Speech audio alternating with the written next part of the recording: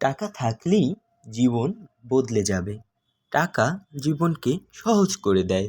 টাকা থাকলে তুমি নিজের প্যাশন বা স্বপ্ন নিয়ে কাজ করতে পারো, অন্য কারো অধীনে নয়। মানসিক শান্তি আসে। দরিদ্র মানুষের মন খেয়ে ফেলে। টাকা থাকলে তুমি নিজের পরিবার, ভবিষ্যৎ ও প্রয়োজনীয় বিষয় নিয়ে নিশ্চিত থাকতে পারো। পরিবারের পাশে দাঁড়ানো যায়। মায়ের চিকিৎসা, সন্তানের শিক্ষা, এসব শুধু ভালোবাসা দিয়ে সম্ভব নয়, দরকার হয় অর্থেরও। সমাজের জন্য কিছু করা যায়। টাকা থাকলে তুমি শুধু নিজের নয়, সমাজের অসহায় মানুষের জন্যও কিছু করতে পারো। সেটাই আসল মনুষ্যত্ব।